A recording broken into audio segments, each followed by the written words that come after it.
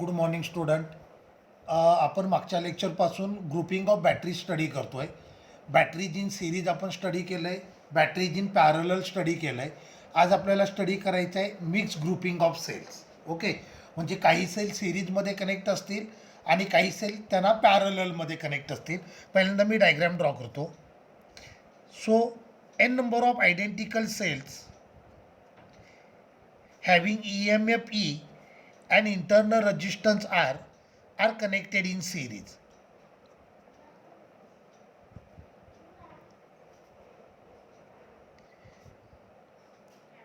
N number of identical cell, each of EMF E and internal resistance R are connected in series. Okay. N number of cells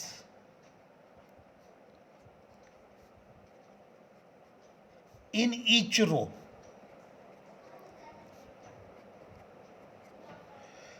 अशा तिथे suppose करा M rows आहेत, M number of रोज, म्हणजे असं आलं there are M number of rose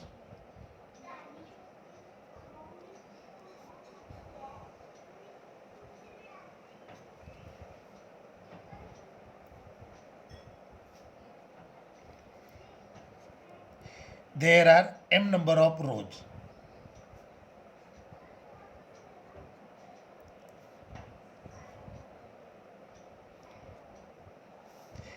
And they are connected across external resistance R.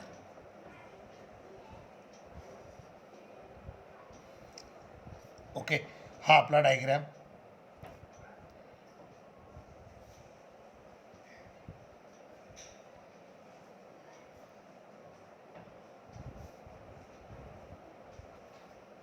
External resistance R.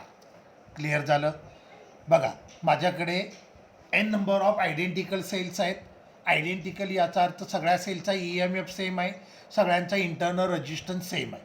So N number of identical cells are connected in each row. M such rows are connected in parallel. मग आता सिरीजमध्ये total voltage is nothing but algebraic sum of individual voltage असतं. बरोबर आहे. मग आता EMF of each row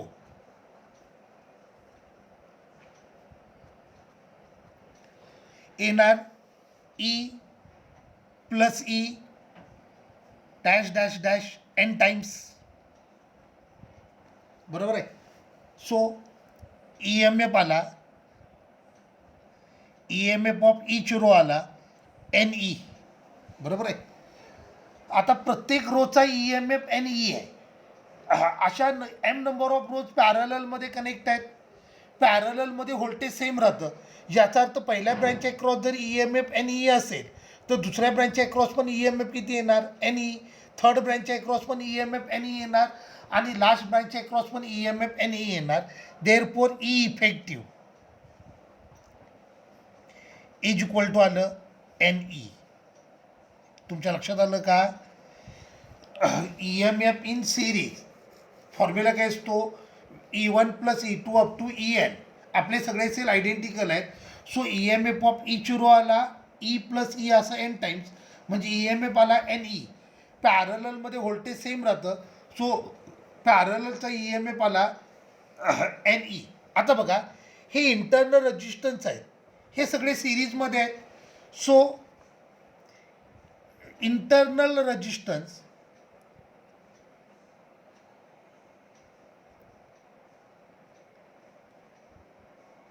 of each row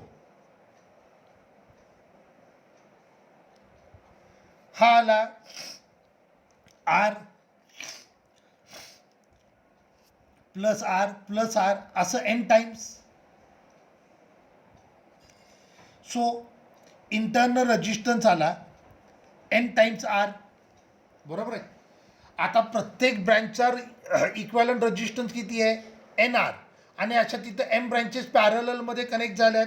therefore 1/R effective is equal to 1/NR plus 1/NR plus 1/NR असं किती वेळेला m times because there are m number of rose.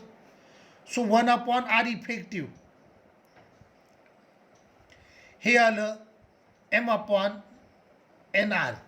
Therefore R effective is equal to NR upon row. हा आपला आला effective internal resistance. आता हा effective internal resistance external रजिस्टन्सला सिरीजमध्ये आहे. देअरफॉर R टोटल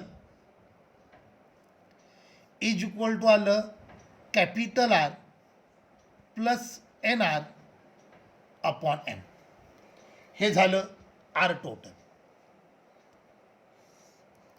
मग current in combination is nothing but E effective divided by R total. E effective divided by R total.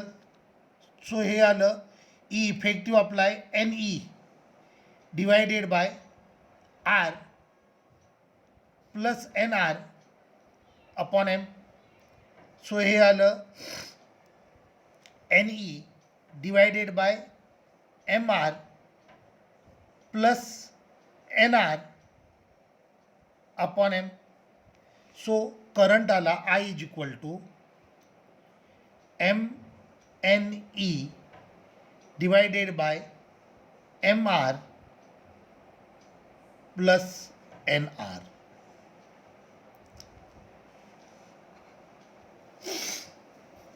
तर हा करंटचा फॉर्म्युला लक्षात आलं. M म्हणजे नंबर ऑफ रोज, N म्हणजे number of cells in each row, E म्हणजे EMF of each cell, capital R external resistance आणि small r internal resistance. कसं केलं लक्षात आलं. मी पुन्हा एकदा ओरली एक्सप्लेन करतो. एका एक रो आहे, एका रोमध्ये n number of cell connect केले, बरोबर आहे. So EMF of each cell is E and internal resistance is R. मग जर सेल सिरीजमध्ये कनेक्ट केलेले असतील तर प्रत्येक रोचा EMF झाला E plus E plus E असं n टाइम्स. म्हणजे प्रत्येक रोचा EMF आला n टाइम्स E आणि प्रत्येक रोचा इंटरनल रजिस्टन्स आला R plus R plus R असं n टाइम्स. So NR. मग पॅरललमध्ये व्होल्टेज सेम राहते, त्यामुळे पहिल्या ब्रँचच्या अक्रॉस जर EMF NE असेल तर सेकंड ब्रँचच्या अक्रॉस पण NE असणार, थर्ड ब्रँचच्या अक्रॉस पण NE असणार. पूर्ण जे कॉम्बिनेशन आहे तर कॉम्बिनेशनच्या अक्रॉस EMF किती असणार NE. टोटल इंटरनल रजिस्टन्स एका ब्रँचचा NR येतोय. अशा M ब्रँचेस आहेत ज्या पॅरललमध्ये कनेक्ट झाल्यात. मग त्याच्यावरनं पहिल्यांदा मी 1/R इफेक्टिव्ह काढून घेतलं. मग R इफेक्टिव्ह मला मिळालं NR अपॉन M. आता हा जो इंटरनल रजिस्टन्स आहे तो एक्सटर्नल रजिस्टन्सला सिरीजमध्ये कनेक्ट झाला आहे, म्हणून R टोटल किती आलं capital R plus NR upon M. मग त्याच्यावरनं मी करंट काढून घेतला.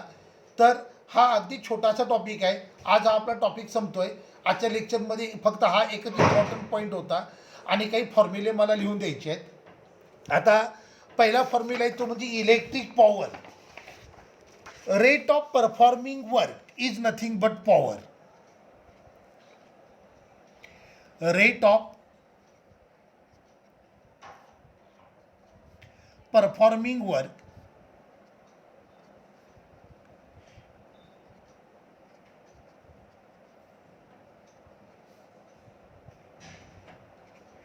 rate of performing work is called as power. So power is nothing but work upon time. बरोबर आहे. Power is nothing but work upon time. ह्याचं unit असतं SI unit is watt and watt is equivalent to joule per second. आता electric power असेल, electric पॉवरचा formula असतो I² R is equal to V² upon R is equal to V into I. So these are फॉर्म्युले for electric power. हे point आपल्या महाराष्ट्र बोर्डच्या बुकमध्ये नाही आहेत, हे तुम्हाला JEE साठी किंवा नीट करताना लागणार आहेत. सो इलेक्ट्रिक पॉवर हे कदाचित तुम्हाला 10th झालेलं पण असणार आहे. इलेक्ट्रिक पॉवर फॉर्म्युलाला I²R is equal to V²/R is equal to V into I. Okay. Electric energy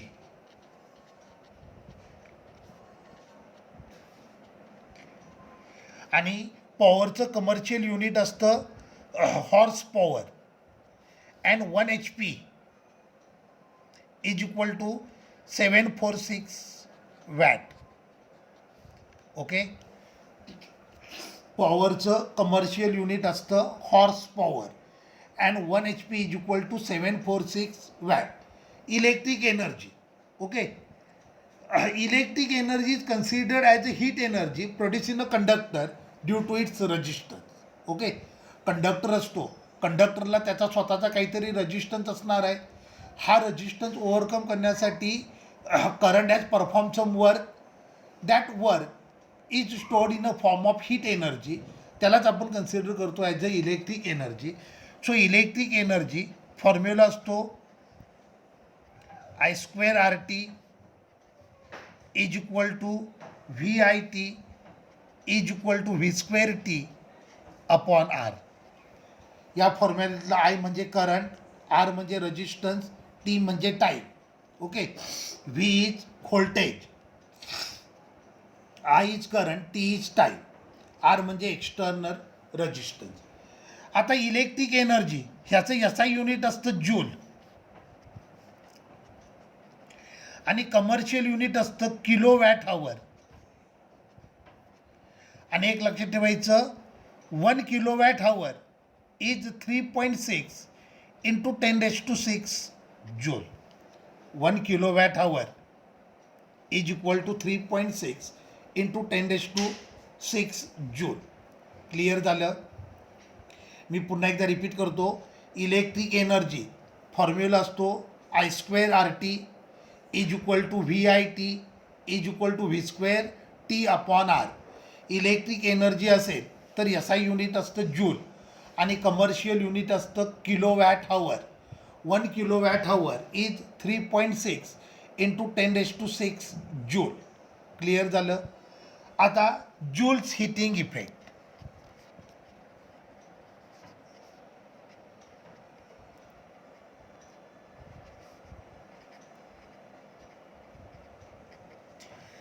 मी आता म्हटलं तसं every conductor possess its own resistance.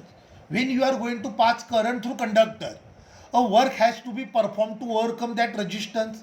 That work is stored in a form of heat energy. So heat energy produce in conductor is directly proportional to square of current. It is directly proportional to resistance of conductor and it is directly proportional to time. Okay. Joules heating effect काय बघा, कोणताही conductor असेल, any conductor will possess its own resistance. When we are going to pass current then resistance of conductor will oppose motion of current. To overcome that opposition, work has to be performed. That work is stored in a form of heat energy. So heat energy produced in conductor, it is directly proportional to I². It is directly proportional to R. It is directly proportional to T. कंडक्टरमधला current जास्त असेल तर त्या केसमध्ये produce झालेली heat पण जास्त असेल, because H is directly proportional to I. कंडक्टरचा रेजिस्टन्स जास्त असेल तर प्रोड्यूस झालेली हीट पण लार्ज असणार, because H is directly proportional to R. कंडक्टरमधून करंट जर लॉंगर टाईमसाठी सेंड केला असेल तर त्याही केसमध्ये प्रोड्यूस झालेली हीट लार्ज असेल. So H is directly proportional to, हे आलं I²RT. Okay. Proportional sine remove करतो, मग त्याच्याऐवजी यूज करतो इक्वल टू साईन आणि कॉन्स्टंट. मग हे आलं कॉन्स्टंट I²RT. हा न्यूमरिकल कॉन्स्टंट आहे आणि त्याची व्हॅल्यू आहे 1. So H is equal to I²RT. Heat produce in conductor, it is H is equal to I²RT. आता जर तुम्ही असं लिहिलं तर हे H आहे, हीट, ही तुम्ही जूलमध्ये एक्सप्रेस करताय. आता हीट असते ती कॅलरीमध्ये पण एक्सप्रेस करतात. मग जर तुम्ही असं लिहित असाल H is equal to I square R T upon J, जेला म्हणतात मेकॅनिकल इक्वॅलंट ऑफ हीट.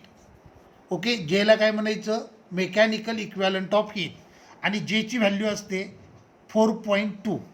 मग H is equal to I square R T divided by 4.2 असं जर करत असाल तर हीट येईल इन अ युनिट कॅलरी. तर इथे हीट असेल it is in a unit joule. लक्षात आलं. जर हीट जूलमध्ये एक्सप्रेस केली असेल तर H is equal to I square R T. Heat जर कॅलरीमध्ये एक्सप्रेस केली असेल तर H is equal to I square R T upon J. J is mechanical equivalent of heat. त्याला मेकॅनिकल इक्वॅलंट ऑफ हीट त्याची व्हॅल्यू असते 4.2. So त्या केसमध्ये H is equal to I square R T upon 2. Clear झालं. मग आता आपल्याला काही जेईवाले पॉईंट स्टडी करायचे आहेत. आता सपोज करा माझ्याकडे एक क्यूब आहे.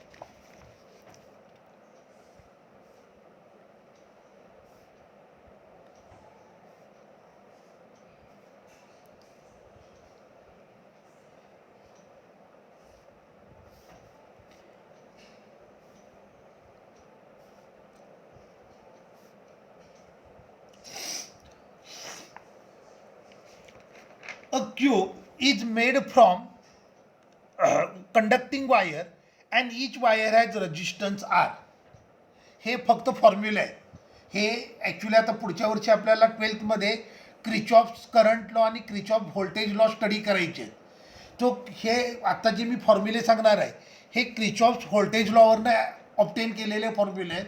आता आपल्याला क्रिचॉफ्स लॉची गरज नाही आहे, त्यामुळे आता तुम्ही हे फॉर्म्युले कसे आले त्याची डेरिवेशन आपल्याला करायची गरज नाही आहे. ते नेक्स्ट इयरला क्रिचॉफ्स लॉ स्टडी केल्यानंतर तुम्हाला क्लिअर होईल. तर आता बघा हा क्यूब आहे which is made from conducting wire. क्यूबची प्रत्येक साईड आहे, प्रत्येक साईडचा रजिस्टन्स आर आहे. Then equivalent resistance along longest diagonal. आता लॉंगेस्ट डायगोनल म्हणजे क्यूबचा बॉडी डायगोनल असणार आहे. सो इक्वॅलंट रजिस्टन्स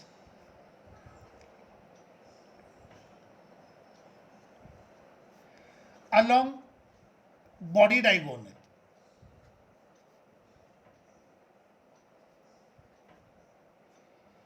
ओके, क्यूबचा लॉंगेस्ट डायगोनल म्हणजे क्यूबचा बॉडी डायगोनल असणार आहे.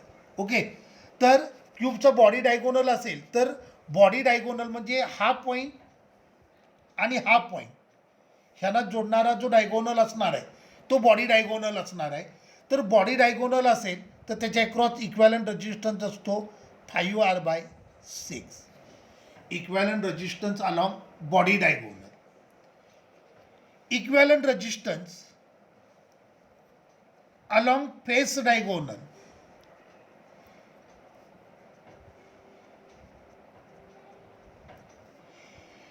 Equivalent resistance along face diagonal तो असतो 3R/4.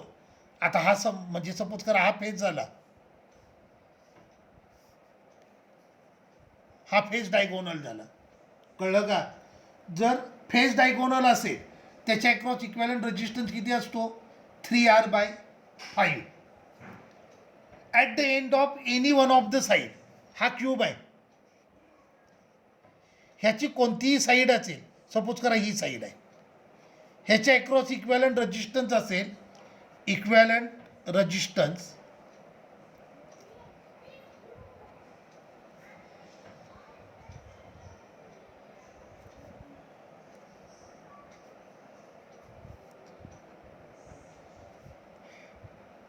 equivalent resistance along end of any one of the side. It is 7R/12. Okay, आता सपोज करा क्यूब आहे, त्या क्यूबची एक साईड रिमूव्ह केली.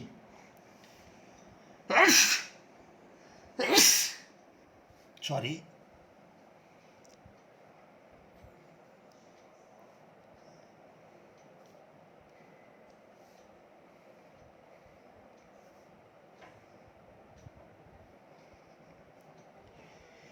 क्यूबची एक साईड रिमूव्ह केली.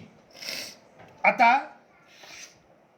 या साईडच्या अक्रॉस इक्वॅलंट रजिस्टन्स असेल when one side is removed.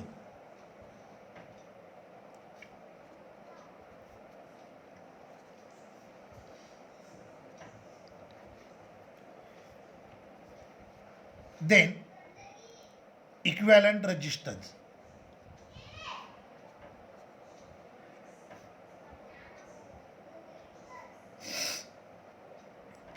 Equivalent resistance असेल 7R अपॉन 5. लक्षात आलं का? वेन क्यूबची एक साईड तुम्ही रिमूव्ह केली तर आता हे 2 पॉईंट आहेत, ह्या 2 पॉईंटच्या अक्रॉस इक्विव्हॅलंट रेजिस्टन्स किती असेल? 7R upon 5. तर हे फॉर्म्युले आहेत, हे फॉर्म्युले आत्ता सध्या पाठ करून ठेवा. नेक्स्ट इयरला ह्याचे डेरिव्हेशन देखील आपल्याला स्टडी करायचे आहे. हे डेरिव्हेशन आपण ऑब्टेन करतो फ्रॉम क्रिचॉफ्स व्होल्टेज लॉ.